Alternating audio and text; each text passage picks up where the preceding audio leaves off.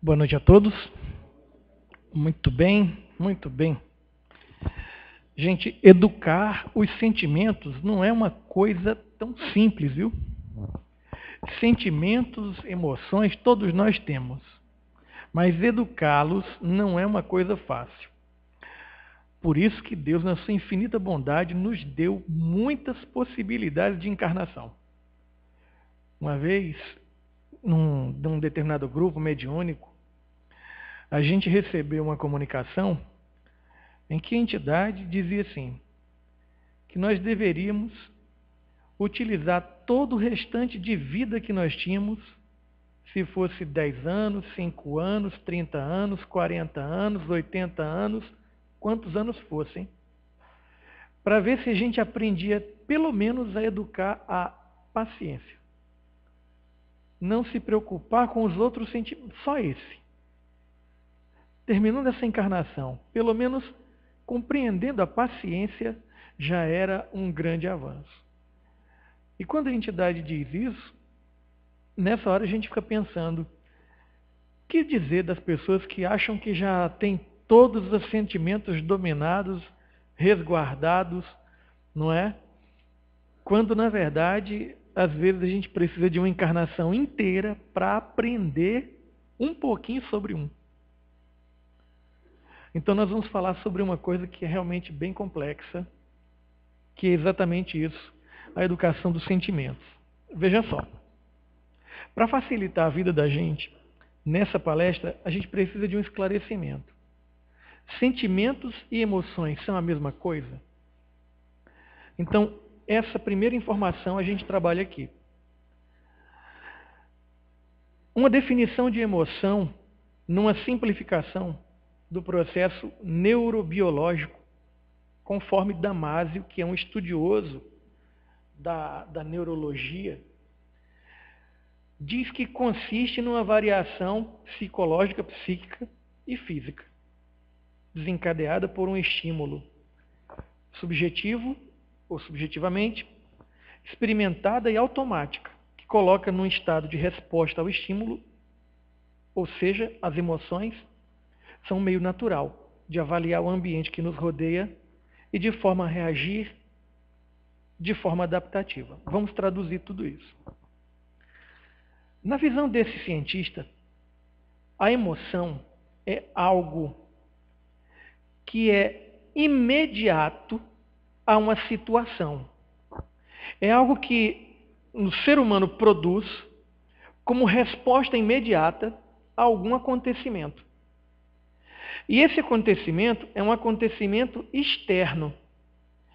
Por exemplo, agora há pouco eu chegava com a minha filha e via uma senhora e um moço brigando.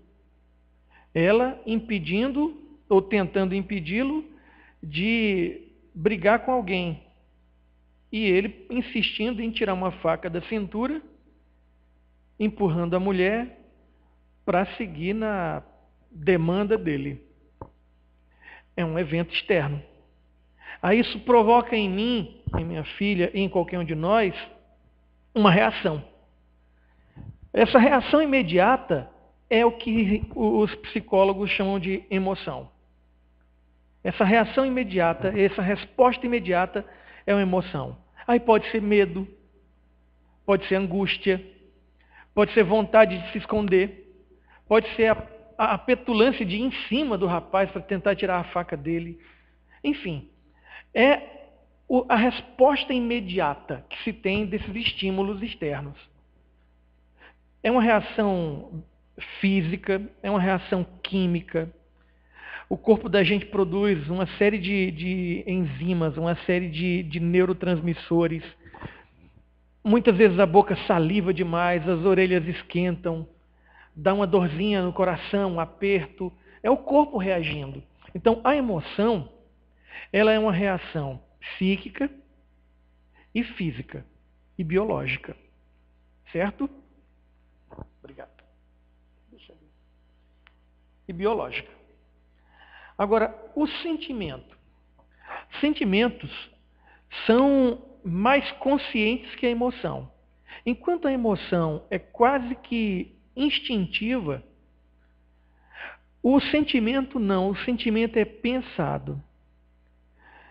Veja só, enquanto as emoções muitas vezes chegam ao ser humano e aos animais de forma inconsciente, o sentimento é uma espécie de juízo, de valor, que se atribui a essas emoções. Por exemplo, ao reagir diante da situação vivenciada ali há pouco, pedindo que a minha filha se afastasse. Depois, refletindo sobre isso, eu gero um sentimento, ou eu reconheço um sentimento. Que sentimento? O sentimento de zelo pela vida dela. Vai que essa pessoa estivesse armado com um revólver. E na luta que ele teve ali com a moça, que queria impedi-lo, ele atira e pega em nós ou nela. Então, nessa hora, eu estou refletindo. E essa reflexão me faz perceber que eu tenho comigo um sentimento por ela. Todas as emoções podem nos levar a esses sentimentos. Todas as emoções que nós possuímos, instantâneas e imediatas, reflexos de alguma situação externa, podem provocar em nós uma alteração interna. É essa alteração interna de reflexão que nós vamos reconhecer como sentimento. Então, finalizando aqui a percepção, veja, os sentimentos são únicos aos seres humanos. Podemos considerá-los uma evolução das emoções. Por quê? Porque eles nascem da emoção. É a emoção que provoca em nós essa reflexão, que vai fazer com que a gente perceba que há em nós algum tipo de sentimento. O sentimento é uma autopercepção do próprio corpo, acompanhada pela percepção de pensamentos com determinados temas e pela percepção também do modo de pensar. Por exemplo, quando eu estou com medo, no que eu penso? Eu me ligo apenas àquilo que está ali como consequência da situação, ou eu procuro refletir sobre a causa desse medo? Então, é esse tipo de percepção que faz com que os sentimentos nasçam em nós. Portanto, sentimentos não são tão instintivos como as emoções. Enquanto as emoções estão vinculadas a essa resposta físico-química e psíquica do corpo, o sentimento passa pela razão, pelo processo de pensar. Tudo bem? Veja, fazendo um paralelo, nós temos o seguinte: as emoções estão para o corpo, assim como os sentimentos estão para a mente. As emoções, elas são reações a fatos, situações e pessoas, acompanhadas de reações orgânicas e instantâneas. Então, o corpo da gente é cheio de glândulas. Essas glândulas produzem materiais químicos dentro do nosso corpo, que vão fazer com que a gente se arrepie, com que a gente sinta uma dor de barriga, com que a gente sinta uma dor de cabeça. São as emoções que produzem isso. Dirigida sempre para o exterior. De que maneira? Com essa manifestação física, ou com uma reação verbalizada. Dimensão comunicacional. Por quê? Porque a emoção, ela não se guarda. Ela explode, ela se externaliza. A emoção, ela não se prende. Se você está andando e leva uma topada, aí você diz pelo menos um ai. Quando muito, um monte de palavrão. Tem gente que fala, não é? Então, externalizou. É comunicacional a dimensão da emoção. Intensidade. A emoção também ela é marcada por graus de intensidade, menores e maiores. Menores, quando a gente já contém um ou outro reflexo da emoção. Maiores, quando a gente, às vezes, não consegue perceber nem com quem a gente está. E a gente solta aquela raiva, aquela ira, aquele grito, aquela palavra desmedida, não é? E brevidade. A emoção, por um lado, isso é bom, por outro não, mas a emoção ela é breve, ela é instantânea. A gente não é um ser permanentemente emotivo. Ela acontece, vem com toda a sua força e passa. Não é? A gente não fica com aquilo duradouro dentro da gente. Já o sentimento é diferente. O sentimento, ele resulta de certas predisposições. Por que certas predisposições? Vamos lá. Essa é a nossa primeira vida? Não. Essa é uma das nossas encarnações. Talvez seja a encarnação em que a gente está tendo contato pela primeira vez com o Espiritismo. Talvez não seja, mas essa é uma das nossas encarnações. Então, quando nós nascemos, trazemos conosco muito do que nós já experienciamos, vivenciamos. Então, nós temos predisposições, certo? É resultado também de afeições e de experiências subjetivas.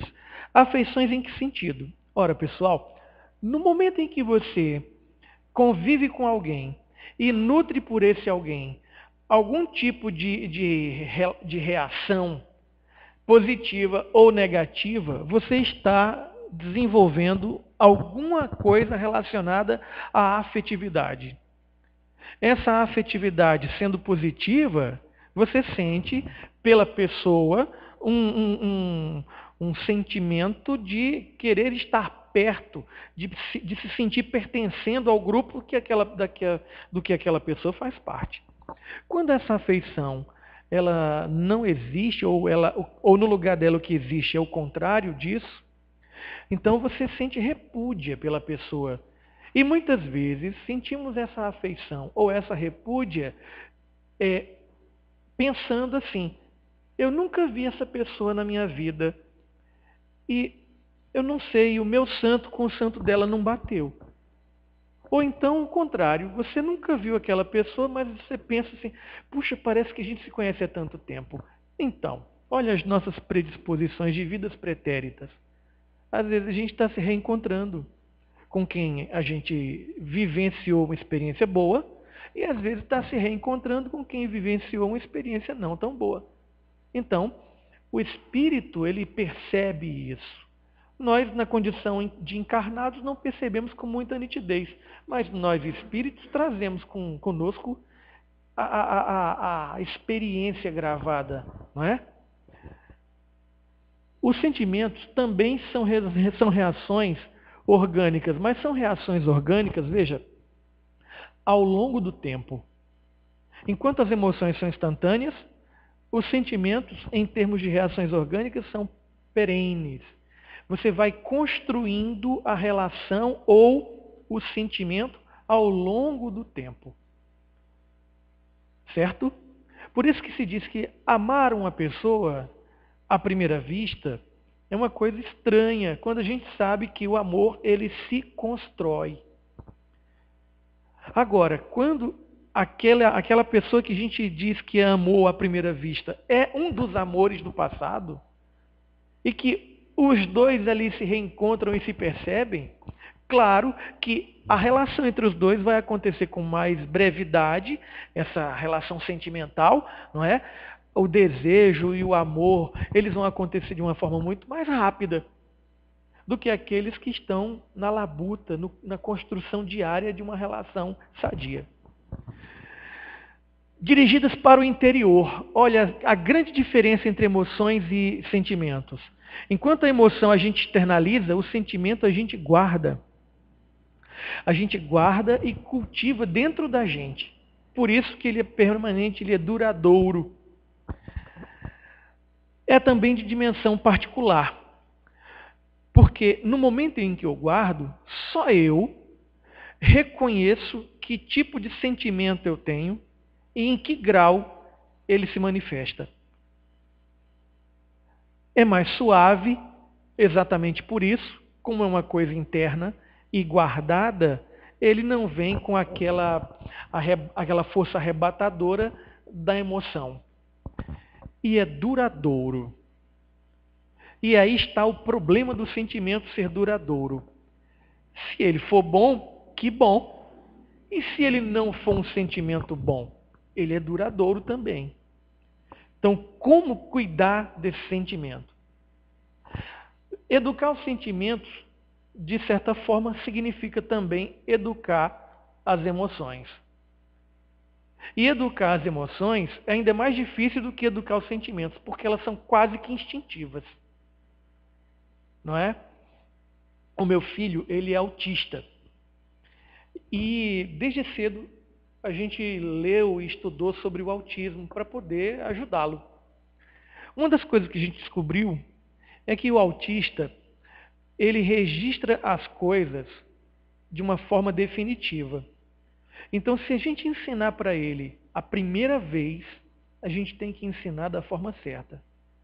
Porque ele vai registrar aquilo como uma verdade e ele não vai substituir aquele conhecimento por outro. A não ser que ele decida. E para um autista decidir substituir um conhecimento por outro, isso é uma incógnita. Nenhum cientista que estuda o autismo sabe dizer como e quando isso pode acontecer. Então, a gente ensinou para ele que aquele palavrão, cujas iniciais são PQP, sabe qual é, né? Não pode ser falado. E o meu avô dizia assim: ponte que caiu no lugar do PQP. E ele criou uma ideia de que palavrão ele não pode falar, mas ele pode falar palavras novas. Então, quando ele está zangado, de uns dias para cá, no momento da zanga, ele olha para a gente e diz: ponte que caiu. Eu disse: Felipe, você não pode falar palavrão. Ele disse: mas papai, eu não falei palavrão, eu falei uma palavra nova, ponte que caiu. Veja, eu posso falar ponte que caiu, eu posso falar poxa, eu posso falar poa. Se pode não. Não pode não. Você pode falar ponte que caiu, tudo bem. Mas você não pode falar poa, porque isso aí só está faltando um R na história. Diga poxa. Veja, é muito complicado a gente tentar moldar a cabeça de uma criança, autista ou não, quando ela está muito mais suscetível às forças externas da escola, da turminha, do grupinho, dos amigos, dos colegas, da televisão, do filme. Porque nós em casa somos dois espíritas.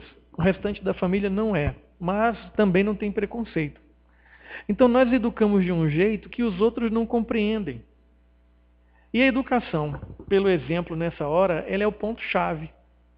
Então, enquanto há dois que tentam educar suas emoções e seus sentimentos e passar isso para os rebentos, há um sem número de seres que não o fazem.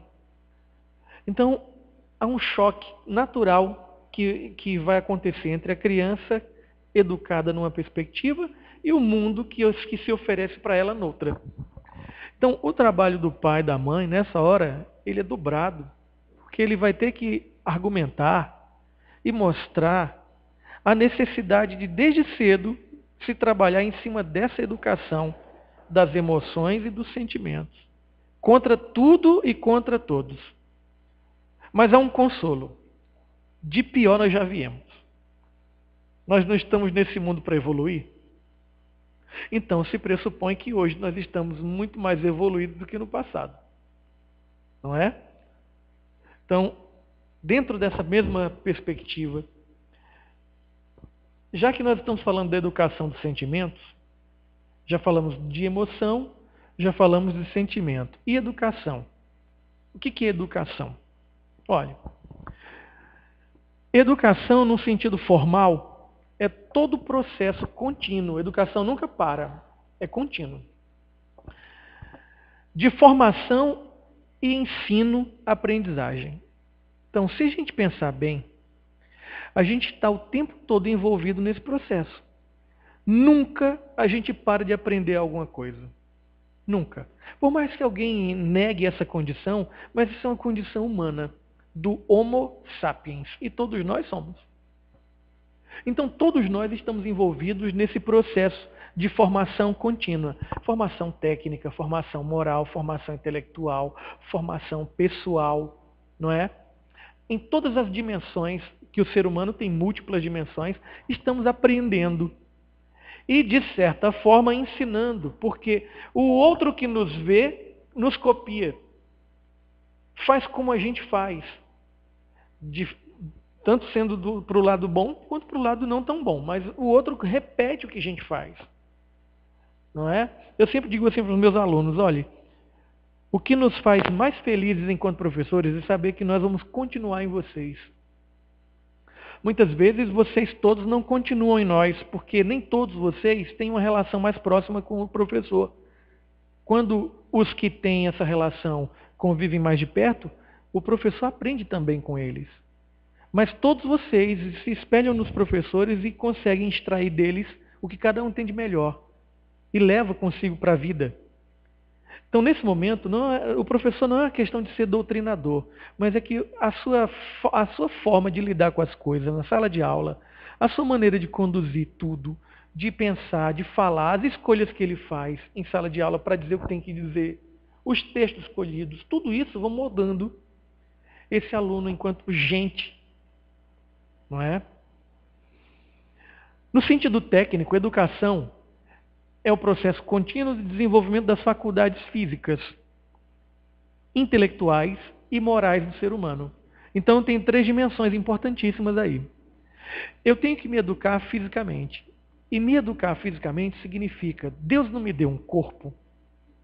Ele me deu um corpo para quê?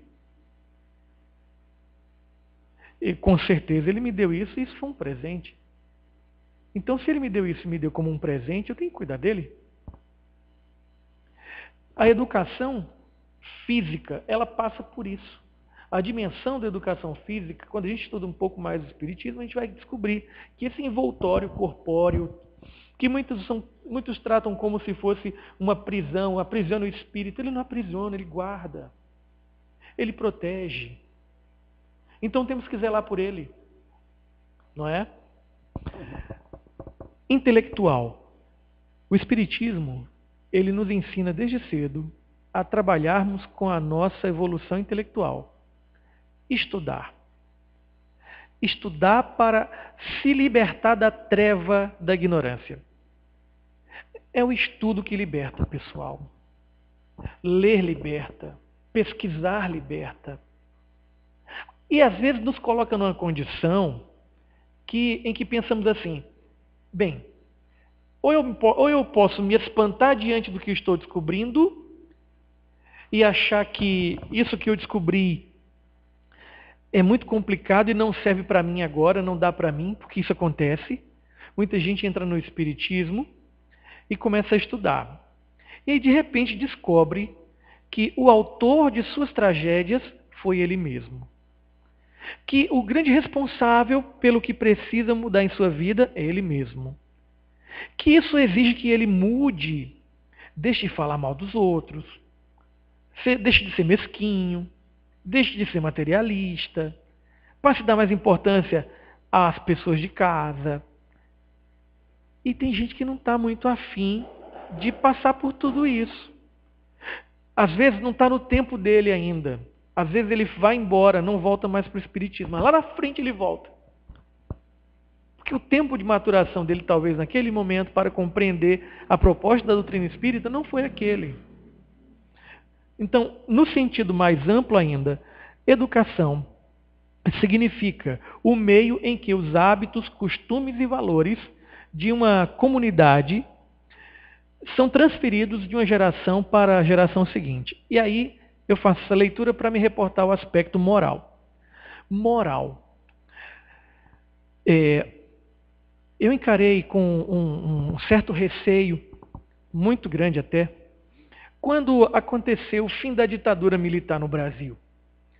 E o Brasil passou pelo seu processo de redemocratização. Por quê? Porque muitas pessoas que estavam agora à frente do país vivenciavam ainda, em seu espírito os requisitos da ditadura militar. Então, na educação, o primeiro reflexo disso foi mudar a grade curricular, o currículo, as disciplinas que deveriam ser estudadas na escola. E retiraram duas importantes disciplinas que foram apontadas como restos da ditadura militar, que deveriam ser retiradas da escola. A primeira foi a OSPB, que significa Organização Social e Política do Brasil. E a segunda foi a Educação Moral e Cívica. Veja, é óbvio que no período da ditadura militar, educação moral e cívica se estudava na perspectiva da ditadura militar. É óbvio que na época da ditadura militar, estudar a organização social e política do Brasil era estudar somente a coisa estrutural. Agora, imaginemos o seguinte, e se no período de redemocratização do país, onde as liberdades foram confirmadas na Constituição de 88, se a educação moral e cívica tivesse continuado nas escolas, se a organização social e política do Brasil continuasse nas escolas, que tipo de cidadão nós não teríamos hoje? Não é? Que tipo de pessoas com seus 40, 35, 38, 39, que seria a galera que estava estudando naquela época, seríamos hoje? Não é? Que dimensão nós poderíamos dar a isso? Então, nesse sentido, a educação teve uma perda muito grande. Mas a gente luta para que as coisas mudem, né? Então vamos analisar aqui. A educação moral. A educação moral passa pela religião? Passa. Passa sim. Mas não necessariamente a religião A, B, C ou D, mas pelo sentimento de religiosidade. Pela necessidade que o ser humano tem de se ligar a um ser superior que lhe explique as coisas que ele não consegue compreender e que a ciência não é capaz ainda de dimensionar. Ele sente a necessidade de se apoiar numa figura externa e acima de tudo e de todos que lhe dê um conforto. Então o católico vê isso na Santíssima Trindade, o evangélico vê isso nos profetas e na figura de Deus, não é? Os budistas na figura de Buda, os islamistas na figura de Maomé e tantos outros, não é? E tantos outros. Então, nesse momento, a educação moral, ela termina tendo um ponto muito forte na religiosidade, no aspecto religioso, porque as religiões determinam padrões de moralidade. Alguns desses padrões, é bem verdade, atacam direitos humanos. Outros desses padrões, eles são muito místicos. E outros, como a doutrina espírita vem iluminar para nós, eles são factíveis, ou seja, eles podem ser alcançados com muito trabalho, com muita luta, e você é colocado como sujeito responsável por isso. Então, educar sentimentos e emoções, educar sentimentos dentro dessa perspectiva se enquadra tanto no aspecto físico, intelectual, quanto moral. Por que é importante refletir sobre esse tema? A importância de educar os sentimentos e as emoções. A educação dos sentimentos é uma abordagem necessária porque nós estamos buscando o tempo todo nos aperfeiçoarmos.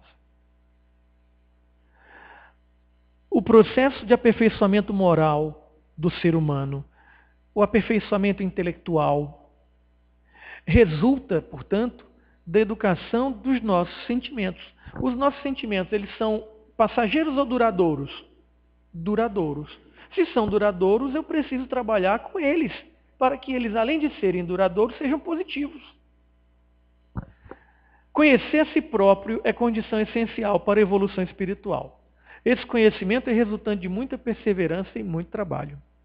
Veja, aquelas histórias que a gente ouve por aí. Às vezes a gente mesmo conta essas histórias. Ah, se isso acontecesse, eu estivesse na hora, eu faria isso, isso, isso e aquilo. Um outro já diz, eu nunca fui assaltado, mas no dia que eu for assaltado, eu vou no ladrão com unhas e dentes e ele não vai me levar a nada. Um outro diz, pelo amor de Deus, eu peço a Deus que um ladrão nunca me assalte, eu tente me roubar, porque eu vou sair morrendo de medo, eu vou correr. Eu não sei, eu acho que até desmaio. Não é? A gente fica conjecturando sobre aquilo que a gente faria se acontecesse tal coisa. Tá. Aconteceu? Não. Então a gente não sabe de fato qual é a reação da gente. Quando se coloca conhecer a si próprio, Confúcio dizia assim, que o maior vencedor é aquele que vence a si mesmo. Vencer a si mesmo? Como é que se vence a si mesmo? Na entrada do oráculo de Delfos, na Grécia, tem escrito lá uma frase atribuída a Sócrates: conhece-te a ti mesmo. Jesus Cristo dizia: faze com o outro aquilo que gostarias que fizessem a ti. Ama ao outro como tu te amas. Então, nesse momento, há um apelo em diferentes épocas e em diferentes lugares para que as pessoas se voltem sobre si. Por quê? Se você busca se conhecer, você consegue reconhecer suas limitações. Sabe o espelho? Quando a gente se coloca na frente do espelho, a gente não vê onde é que tem uma gordurinha ali, outra acolá, onde é que tem uma ruguinha ali, outra acolá, onde é que tem uma casquinha ali, outra acolá. E a gente vai olhando e vai querendo ajeitar. Não é verdade? Imagine o espelho da alma. Agora imagine um espelho que a gente pudesse olhar a alma. Aí a gente olha, tem uma invejinha bem aqui. Tem uma irazinha guardada bem aqui. Eu tenho que cuidar dela, tá muito gordinha essa ira. Não é? Rapaz, olha, tem aqui uma sensação de preguiça muito grande. Eu tenho que cuidar dela, porque senão ela vai tomar conta de mim. Então, nessa hora, eu estou promovendo o meu autoconhecimento. Eu estou refletindo sobre aquilo que eu preciso enxergar em mim. Se eu não procurar fazer isso, como é que eu vou me superar? Como é que eu vou reconhecer os meus limites para superá-los? Alguém diz assim, fale sobre os seus defeitos numa entrevista para um emprego. E o sujeito trava. Primeiro, ele não quer falar dos defeitos dele, porque senão ele vai, de repente, estar entregando o cargo dele para o outro. E segundo, nem que ele queira, ele sabe. Porque ele não se coloca nessa condição de se perceber. Aí o sujeito diz assim, por que eu tenho que contratar você e não o outro? Olha que pergunta, na frente do outro, que está do lado dele. É uma pergunta muito cruel, não é? Aí o sujeito trava também. Por que ele trava? Porque da mesma maneira que ele não tem facilidade para falar dos seus defeitos, ele também não sabe falar de suas virtudes. Então o ser humano é muito tímido nesse aspecto, não é? Salvo aqueles que ficam se vangloriando de serem o que não são, aí é fácil falar do que você é sem você ser. Tudo é fantasia, você imagina, fica fantasiando, não é? Então, educar a si próprio, não é? É fundamental para educar a si próprio e conhecer a si próprio. E mais adiante, como todos nós necessitamos nos aperfeiçoar intelecto e moralmente, a nossa reforma íntima começa pela educação dos sentimentos. Por isso é importante estudar a educação dos sentimentos. Olhe, em São Luís do Maranhão, onde eu morava, eu frequentava uma sociedade de estudos espíritas, chamada Ismael. Essa sociedade era um grupo já de muitos anos, tinha quase 80 anos. Não é? E ao longo desse tempo, essa sociedade ela foi se fortalecendo enquanto instituição. Nela havia grupos que estudavam várias coisas. E havia um grupo que estudava a educação dos sentimentos. Quando alguém chegava ao centro espírita, viu, Leandro? Alguém chegava ao centro espírita, era atendido no atendimento fraterno. E o primeiro grupo do qual ela fazia parte, independentemente de qualquer outra situação, o primeiro grupo, as primeiras reuniões eram a educação dos sentimentos. Era ali que ela começava a ter contato com a doutrina espírita, mas de uma forma mais sutil, de uma forma menos contundente, passando primeiro pelo reconhecimento de quem ela é, como é que ela é, e a partir daí fazendo com que ela tenha consciência de, ao perceber quem é, onde estão os seus problemas. Então, às vezes, chegava uma pessoa que o problema dela era o marido. E com o tempo, ela percebia que o problema dela era ela. O marido já reagia, sabe? Mas como ela não entendia, ela não percebia, então era o marido o problema. Um outro jovem chegou já quase no ponto de se suicidar, porque a vida dele não prestava. Esther, a vida dele não prestava. A vida dele era uma tragédia. Então, esse jovem, demorou mais o trabalho com ele, mas esse jovem começou a perceber depois que a vida dele era tão boa, que ele ficava procurando problemas.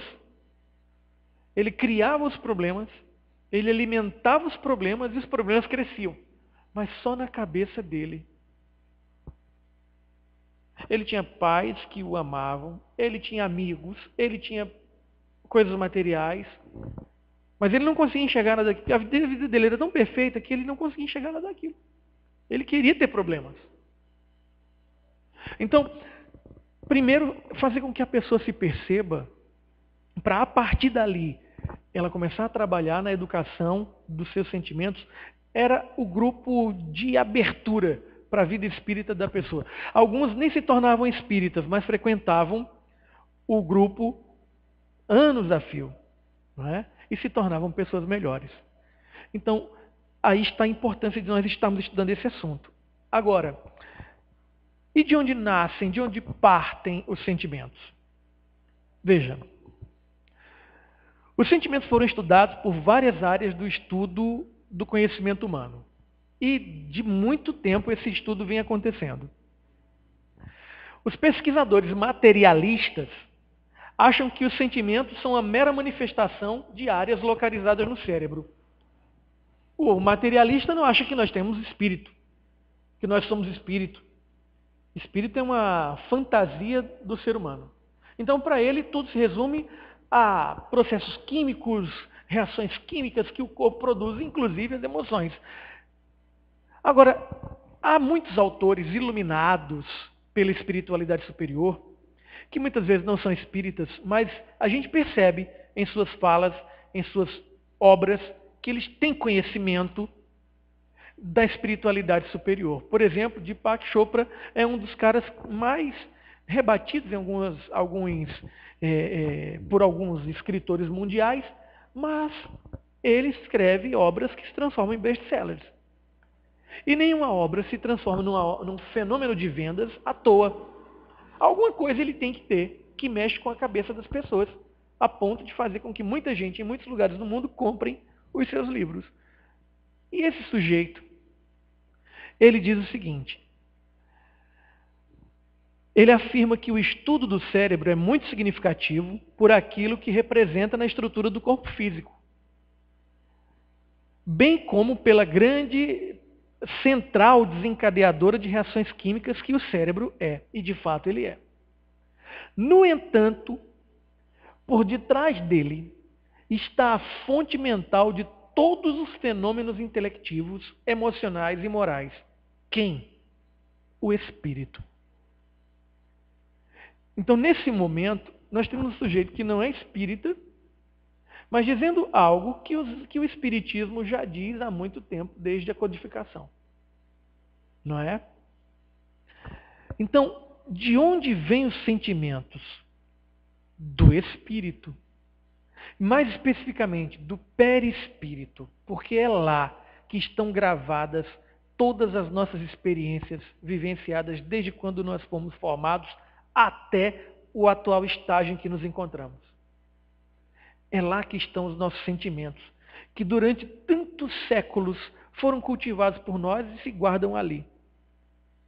Aí, veja, eu pergunto, uma pessoa que durante séculos viveu presa, apegada a uma outra pessoa, numa encarnação, numa segunda, numa terceira, numa quarta, numa quinta, só que a outra, ela tinha por aquela um sentimento de amizade, só de amizade, mas o outro não. O outro, ele tinha um amor profundo e platônico. Ele amava tanto que o outro não precisava amar não, só ele amando já basta. Não é? Isso, com o passar dos anos, foi adoecendo a pessoa. Adoecendo a pessoa e chegou numa dada encarnação que, inspirado pelo contexto em que vivia, como não havia um retorno amoroso, de sentimento amoroso por parte daquele ser tão desejado e amado, sabe o que ele fez? Tirou a vida daquela pessoa que desejou durante séculos.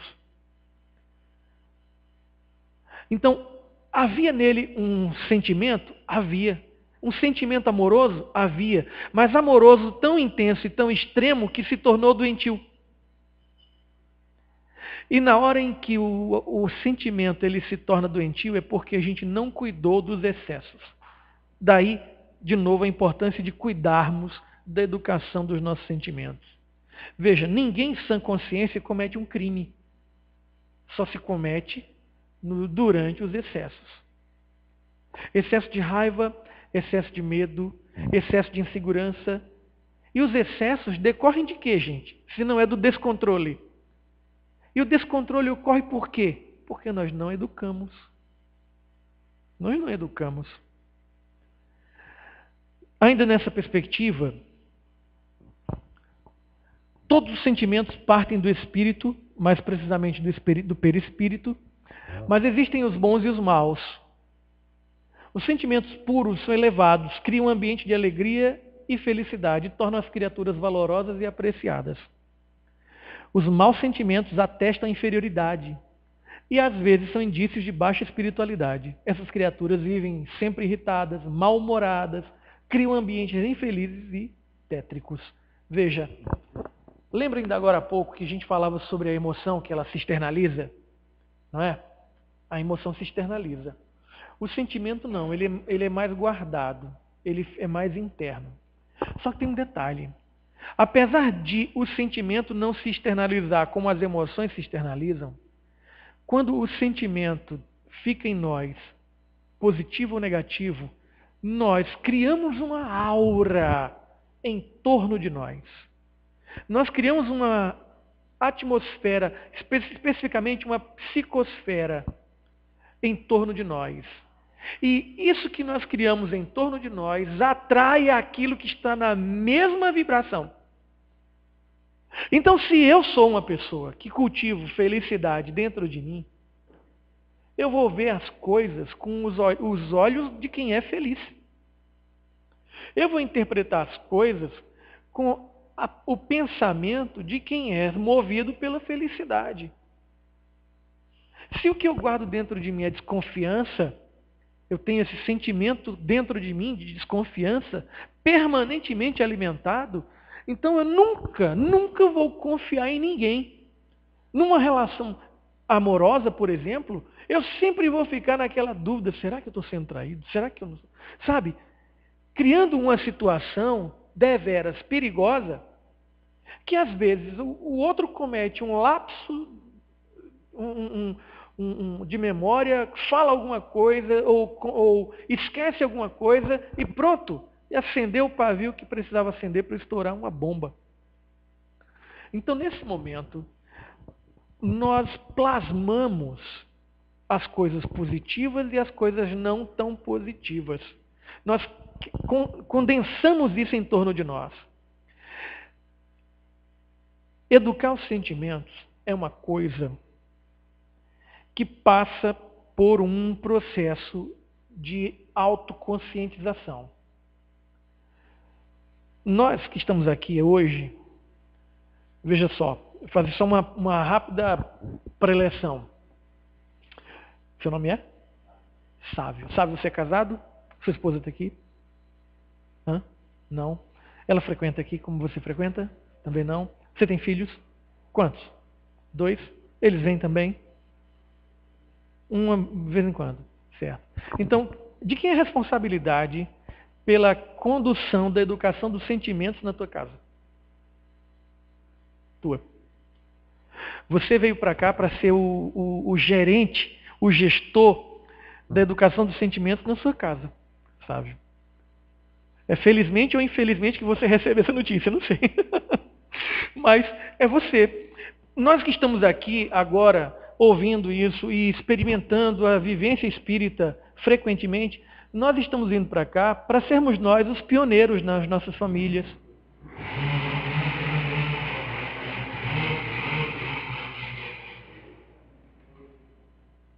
Falta de educação dos sentimentos. Está vendo? Certo? Somos os pioneiros, somos os primeiros. Sabe? Essa responsabilidade é nossa.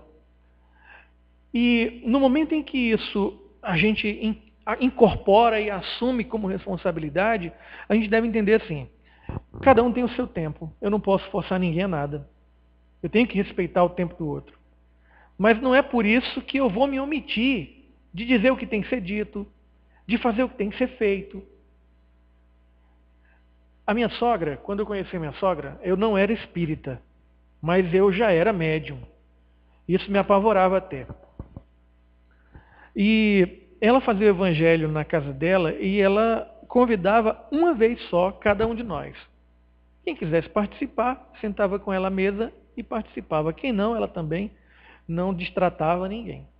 Não é? Ao longo dos anos, todos nós fomos nos aproximando naturalmente daquele evangelho. E hoje, aos domingos, às 9h30, a família toda, tem família em Minas Gerais, tem família no Maranhão, tem família em Pernambuco, a família toda, naquele horário, está em uma corrente de vibração, de oração, fazendo o evangelho no lar. Na quarta-feira à noite, às 10 da noite, 10h20, aliás, às 10h20 da noite, também estamos envolvidos. Mas sem forçar ninguém a nada. Já virou uma coisa espontânea. E a gente chama o filho, chama a filha para participar, e muitas vezes não vem. Mas a gente faz, continua fazendo, vibrando pelo exemplo, ali, perseverando, não é? Orando na cabeça do filho quando o filho está dormindo, sabe? Para imantar esse filho, essa filha, com essa energia de educação dos sentimentos, e um belo dia as coisas acontecem. Certo? Então, você sabe, todos nós, sabedores disso agora, temos um compromisso fortalecido, renovado, enquanto pessoas responsáveis pelas famílias que Deus nos deu. O Livro dos Espíritos, ele traz para nós várias questões que não tratam diretamente do tema, educação dos sentimentos. Não, não trata. Mas trata de assuntos relacionados ou correlacionados. Então, por exemplo, no livro 2 do capítulo 6, Vida Espírita, item 3, percepções, sensações e sofrimentos dos espíritos. Não é dos espíritas, mas dos espíritos. Veja, nós somos espíritos encarnados, não é? Eu não sou um corpo, nem vocês são corpos que têm espírito. Nós somos espíritos que temos um corpo. Então, quando nós não estamos no corpo, como é que ocorre essa história de sensação, emoção? Olha a pergunta. A alma, uma vez no mundo dos espíritos, tem ainda as percepções que tinha nesta vida? Ela tem emoções? Ela tem sentimentos? Sim. E outras que não possuía, porque o seu corpo era como um véu que a obscurecia. A inteligência é um atributo do espírito, mas se manifesta mais livremente quando não tem esses entraves. Então vamos pensar assim: o que eu tenho comigo, encarnado, que dificulta a percepção dos meus sentimentos e emoções? Por exemplo, em que momento do meu dia eu tiro 30 minutos para fazer uma meditação? Eu medito? Eu faço minha oração. Quando eu faço, eu reflito sobre o que eu fiz no dia, sobre o que eu disse. Eu penso nessas coisas. A minha oração, o que tem nela? Tem fé? Quais são as palavras que tem nela? Traduzem o que essas palavras? O que eu coloco na minha oração? O meu sentimento. Que sentimento é esse? Eu tenho mais pedido do que agradecido? Eu tenho mais agradecido do que pedido? Eu não posso pedir? Claro que pode. Eu tenho pedido a coisa certa? Em que momento do meu dia eu paro para refletir sobre isso? Então, nesse momento, nós estamos trabalhando para que, mesmo no corpo, mesmo nessa dimensão corpórea, nós consigamos enxergar o que nem todo mundo se prepara para enxergar.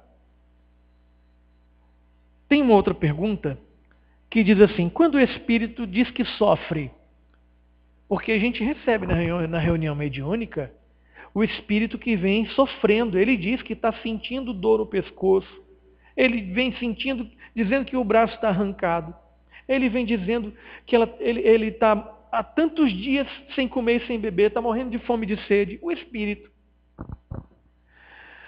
Quando o espírito diz que sofre, de que natureza é seu sofrimento?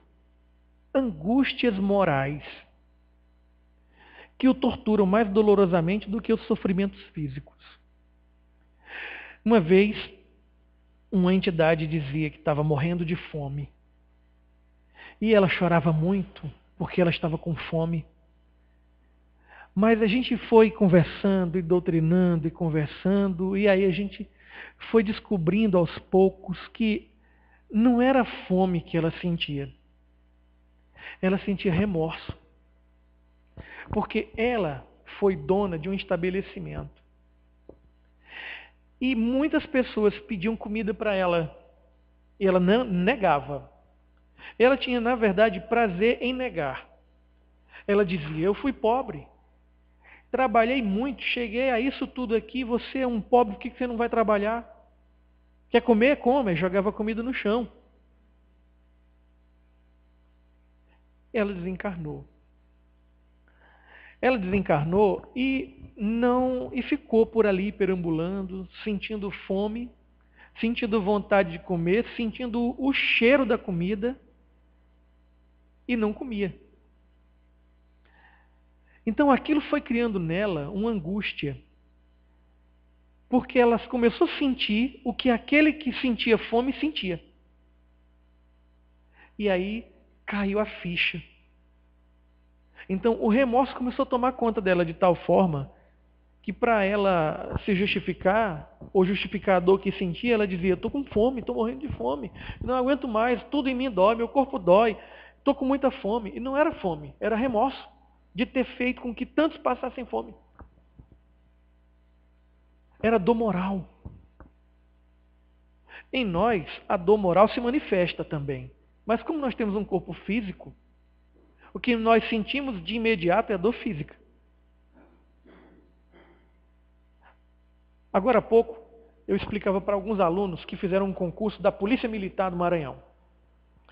Eu dizia assim para eles: olha, como você quer estar no dia depois da prova? Um dia depois da prova, como é que você quer estar? Eu não quero saber como você quer estar no dia da prova, eu quero saber como é que você quer estar um dia depois do dia da prova.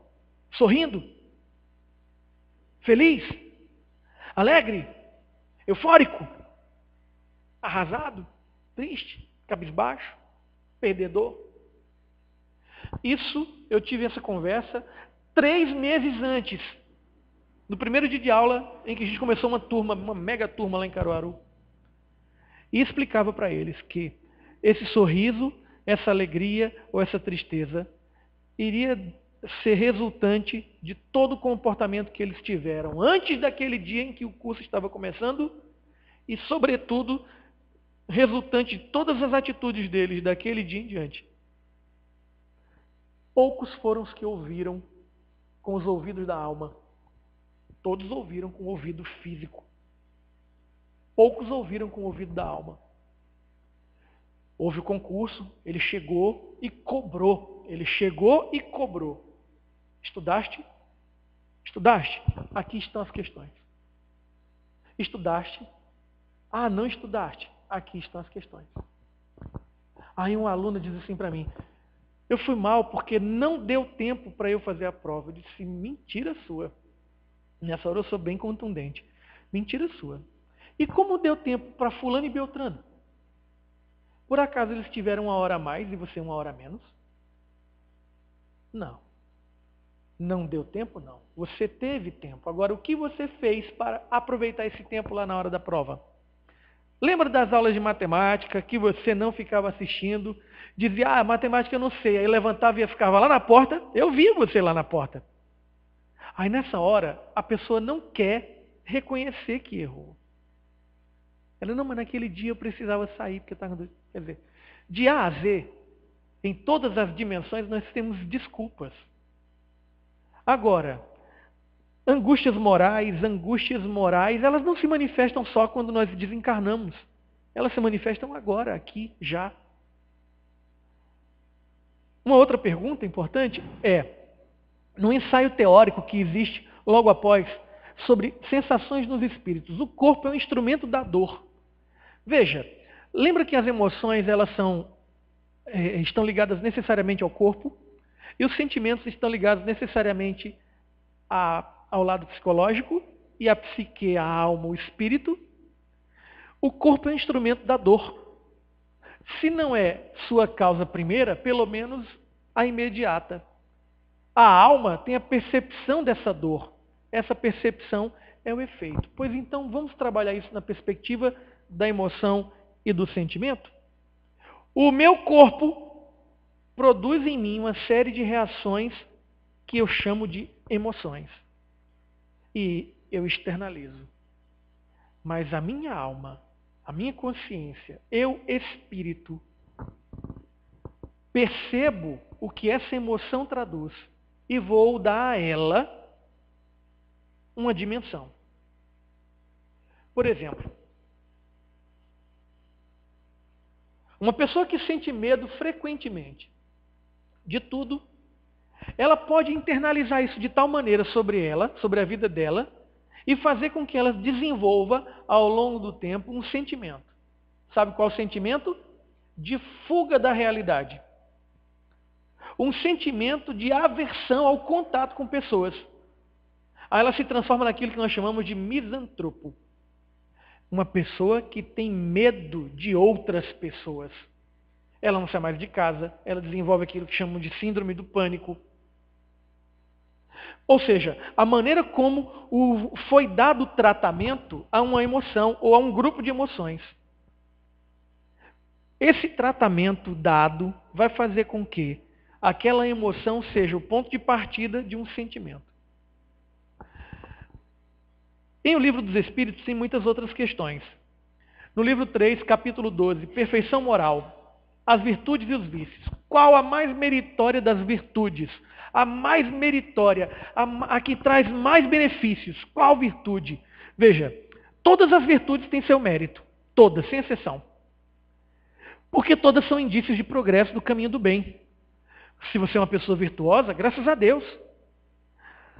A virtude, sempre que há uma resistência voluntária, por isso a consciência, uma resistência voluntária ao arrastamento das más tendências.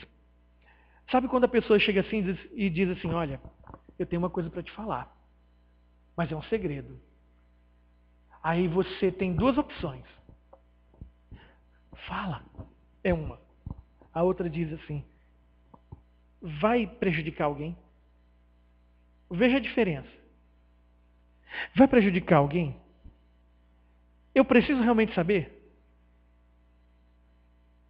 Porque na hora que você faz isso, o outro que vai te contar o segredo e era uma coisa da vida de outra pessoa, ele já fica desarmado. Ele já diz, não, depois eu te falo. Mas se você diz, o que é? Sabe? Ou seja, vibrou na mesma sintonia. Tendências existem em nós todos, más tendências, umas mais complicadas, outras menos. Todos nós ainda temos, senão não estaríamos no mundo de provas e expiações. Todos nós temos. Agora, de que maneira nós lidamos com isso? Então, quando nós deliberadamente resistimos a ela, estamos demonstrando virtude. Então, a sublimidade da virtude consiste no sacrifício do interesse pessoal para o bem do próximo, sem segunda intenção. A mais meritória é aquela que se baseia na caridade mais desinteressada.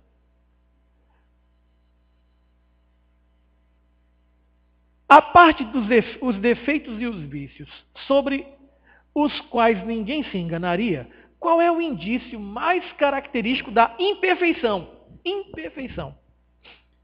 O interesse pessoal. Veja, eu não tenho que ter interesse pessoal, não? Tem. O que você não pode é colocar o seu interesse pessoal acima do interesse dos outros. E os outros também não têm seu interesse? E a coletividade onde é que fica? Ah, eu quero fumar. Tá, fume. Mas vá fumar longe dos que não querem. Ah, eu quero ouvir o som alto. Mas você sabe se quem mora por perto vai ser prejudicado com esse som alto? Ah, eu quero comer sozinho. Comer sozinho em que sentido? Você quer comer tudo sozinho? Egoísta. O egoísmo é o ponto-chave de todas as outras mazelas. Todos os outros problemas. O egoísmo, nesse momento, é o ponto desencadeador de tudo. Então, se de um lado temos más tendências, e a virtude está em nós nos esforçarmos para não cairmos diante delas, do outro lado tem uma força também muito grande, nos puxando para baixo o tempo todo, que nos coloca sempre a seguinte questão: o eu. E eu, egocentrismo, egoísmo. As coisas têm que acontecer do jeito que eu quero aqui nessa casa. Que jeito que eu quero? E o outro? E a dignidade do outro? E a vontade do outro? E o diálogo? Onde é que fica? Não é? Numa sociedade machista, como a nossa ainda é, hedonista, onde o prazer está acima de tudo, como a nossa é, capitalista, onde se visa muito lucro, lucro, lucro acima de tudo, o ser humano é colocado sempre em segundo plano. Quando alguém aparece manifestando bondade, diz: isso, fulano está muito besta. Olha, tu com as tuas besteiras, vive sendo enganado. Tu não vais para frente porque tu és muito bobo, muito besta. Ser bom não é ser besta. Mas também ser besta não é ser bom. Então, nesse sentido, você tem que entender que você pode ser uma pessoa boa, mas não tem que ser ingênua. Também você não vai rebater o mal com o mal, mas com a verdade, com a sinceridade, com a franqueza. Quando uma pessoa disse assim para mim uma vez: eu estou muito zangado com o Beltrano de tal. Eu disse: por quê? Porque eu fui propor a ele um negócio e ele disse assim para mim, com essas palavras, eu repeti as palavras. Você repete. Você está querendo me passar para trás? Olha, eu fiquei mudo na hora. A pessoa me disse: e qual foi a tua proposta de trabalho? Não, eu soube que ele estava desempregado e eu preciso de alguém para consertar umas coisas lá no sítio. E eu convidei para consertar. Sim, qual foi o problema nisso? O problema foi quando eu disse para ele que eu não tinha como pagar ele agora, ia pagar depois, mas ainda assim eu ia pagar parcelado. Ah, tá. E ele está desempregado? Tá. Ele está passando fome, necessidade? Eu acredito que está. Não é por isso que ele devia ter aceitado? Eu disse: ah, tá. Então a necessidade dele pode ser parcelada? A fome dele pode ser parcelada? Aí o sujeito disse assim para mim: lá vem tu com tuas espiritualidades. Não é. Você quer fazer o bem? Faça, mas faça o bem direito. Você quer se aproveitar da condição do outro? Aí ele foi franco. Você está querendo se aproveitar de mim? Franqueza. Você não precisa brigar. Quando você é franco, você desarma o outro. O outro vai reagir das maneiras como ele acha que tem que reagir. Né? Então, veja só. A parte dos defeitos e vícios, qual é o maior indício de imperfeição? É o interesse pessoal. É a partir daí que quando a gente dá vazão a ele, ele toma conta de nós, nos colocando sempre como centro de tudo e de todos. O livro dos Espíritos, ele vai mais ainda, vai mais à frente ainda. Entre os vícios, qual o que podemos considerar radical? O egoísmo. Tratar do egoísmo, gente, é tratar da ponta do iceberg. Quando você começa a tratar do egoísmo, você trata de todas as outras situações gradativamente. Mas primeiro ponto é esse, o egoísmo. Estando o egoísmo fundado no interesse pessoal, parece difícil extirpá-lo inteiramente do coração do homem. Chegaremos a isso? Olha, à medida que os homens se esclarecem sobre coisas espirituais, dão menos valor às materiais. Em seguida, é necessário reformar as instituições humanas, que o entretêm e o excitam, independente, e isso depende da educação. Educação, olha o ponto. Como educar um filho, uma filha, um amigo, um irmão, um amigo espírita, fazer com que ele perceba que é o seu egoísmo, a sua necessidade de que as coisas aconteçam do jeito que ele quer, no tempo dele, que é o problema, o grande problema. Não é fácil. Por isso muitos desistem de serem espíritas. Sendo o egoísmo inerente à espécie humana, não será um obstáculo permanente ao reino do bem absoluto na Terra? É certo que o egoísmo é vosso mal maior. Mas ele se liga à inferioridade dos espíritos encarnados na Terra. Na medida em que esse espírito se buscar sair dessa condição de inferioridade, naturalmente, essa condição de obstáculo ao desenvolvimento do reino de Deus também vai mudar. Nós estamos vivendo uma fase do nosso planeta. Como é o nome dessa fase? Agora, transição planetária. E nessa fase de transição planetária, o mundo vai melhorar. Ele vai melhorar. E para ele melhorar, os problemas têm que ser evidenciados. Aquilo que estava escondido, aquilo que estava guardado, aquilo que estava debaixo dos panos, tem que vir à tona. A gente tem que saber quais são os problemas que a gente tem para poder resolvê-los. Olha o Brasil. Dizem que na Lava Jato, depois da Lava Jato, não vai ficar nem um parafuso. Que o jato da Lava Jato é forte, que não vai ficar nem parafuso. Quer dizer, não vai sobrar ninguém. Que não sobre. Que seja lavada toda a qualidade de políticos que ainda vive da corrupção. Mas era necessário que isso viesse à tona. Porque se continuasse escondido, guardado, quem ia um dia achar que um juiz, um político ia de fato ser preso?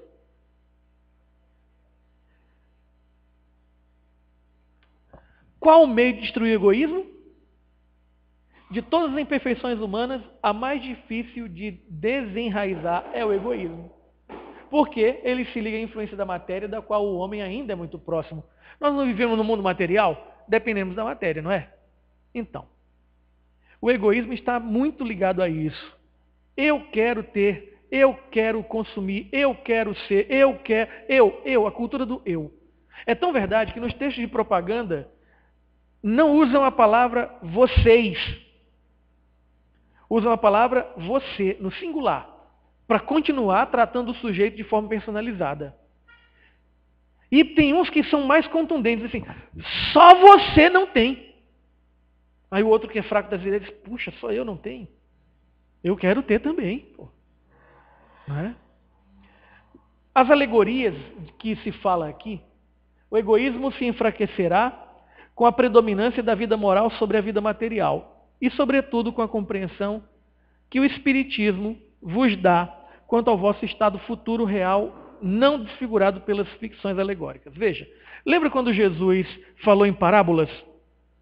Ele falou em parábolas para pessoas que não compreendiam uma fala direta. O Espiritismo vem e limpa as alegorias. Tira a linguagem figurada e diz de forma direta o que tem que ser dito. Por isso que, às vezes, quando uma psicografia ocorre num centro e ela vem cheia de alegorias cheia de códigos, cheia de linguagem figurada, eu desconfio dela. Sabe por quê? Porque o Espiritismo, ele nasce se libertando disso.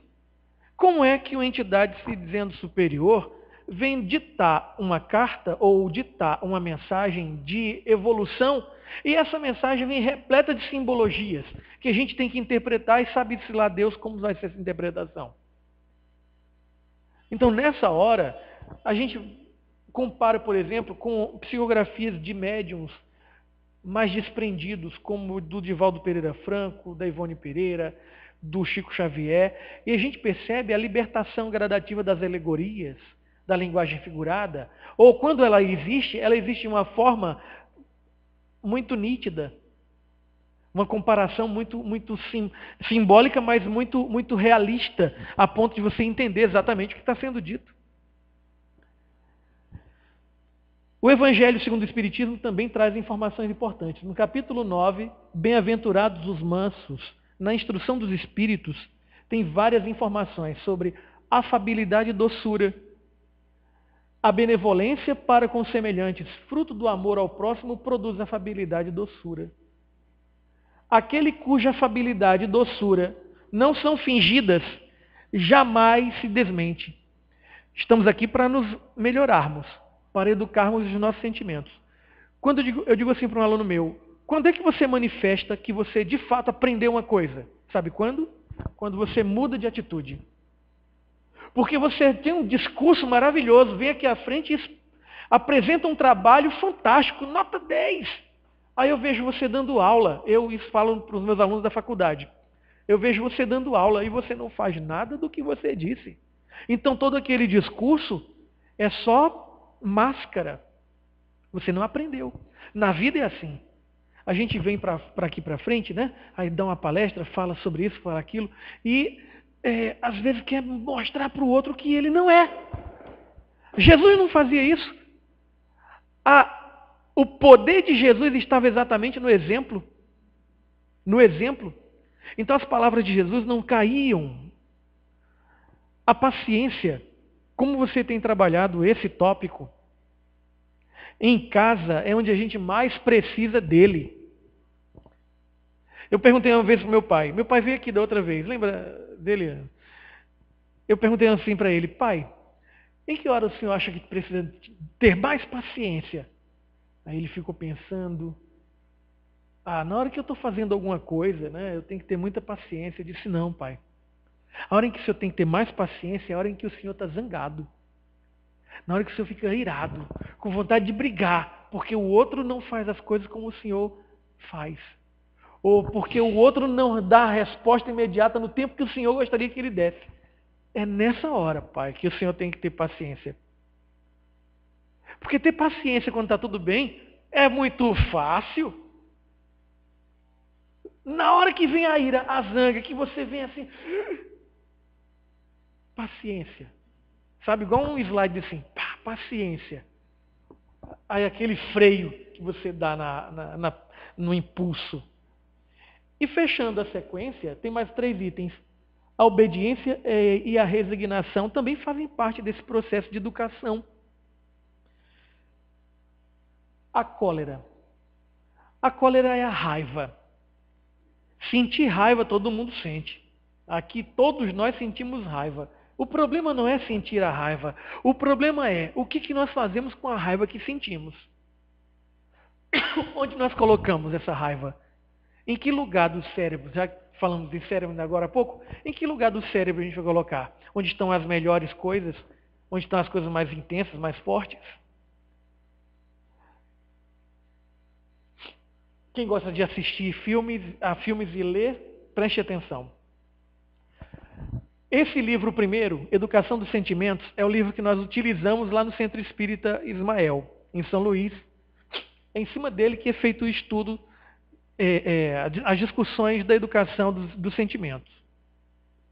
A Pedagogia do Ser, esse livro, também é muito importante. Ele não é um livro espírita, mas ele trata a coisa de tal forma que a gente percebe que a sua autora, ela é iluminada pelo pensamento espiritualista. Augusto Cury escreve uma obra chamada Pais Brilhantes, Professores Fascinantes, em que ele vem nos ajudar enquanto pais, padrinhos, a sermos pessoas que são capazes de influenciar o aluno ou o filho de forma magnífica. São 3 leituras que valem muito a pena quando a gente está procurando educar os sentimentos.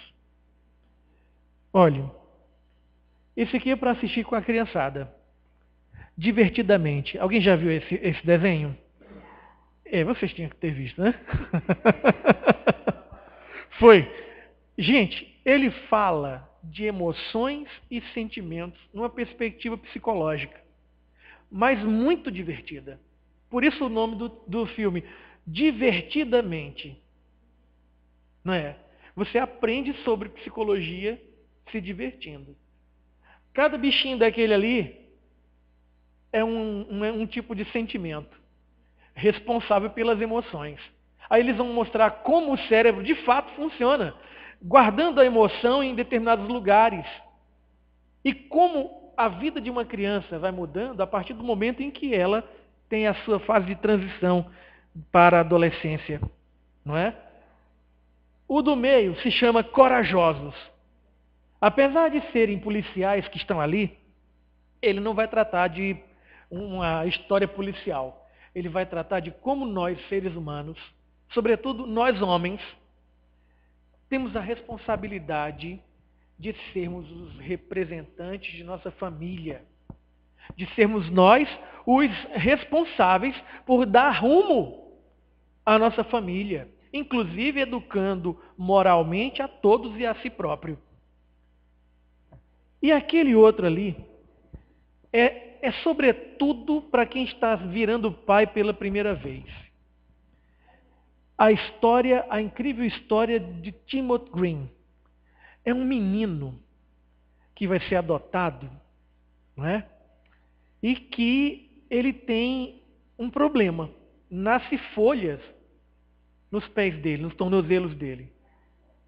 E, gente, eu não vou falar muito sobre ele, porque é uma grande lição de vida sobre educação de sentimentos e emoções.